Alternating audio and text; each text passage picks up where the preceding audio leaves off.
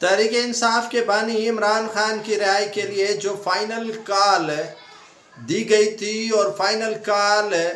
رات کے اندھیرے میں پسپا ہو چکی، 27 نومبر کے دن صبح ہوئی تو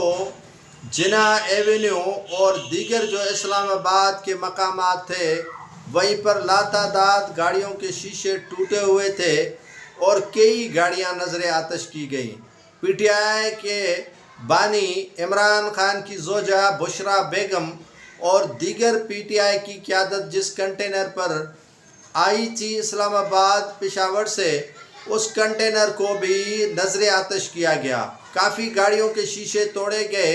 اور ان کو نظر آتش کیا گیا، بائکیں جلا دی گئیں اور کافی نقصانات کیا گیا۔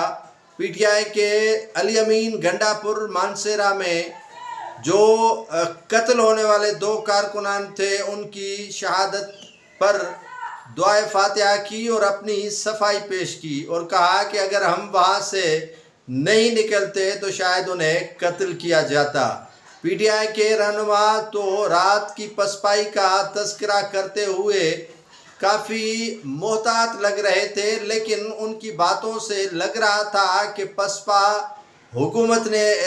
نہیں کی، لیکن انہوں نے خود پسپائی اختیار کی اور رائے فراریت میں ہی اپنی عافیت سمجھی۔ وہاں جتنے بھی اسلام آباد کے حساس نوعیت کے مقامات تھے وہاں پر پی ٹی آئی کے کارکنان نے گھسنے کی کوشش کی، لیکن وہاں کے جو انتظامیہ تھی انہوں نے اسے ناکام بنا دیا۔ پی ٹی آئی کے رہنما علی امین گنڈا پور، بشرا بیگم اور دیگر رہنماؤں نے کھل کر حکومت پر تنقید کی اور آئندہ کا لائحہ عمل بھی بتا دیا کہ وہ آئندہ کیا کرنے والے ہیں، لیکن علی امین گنڈا پور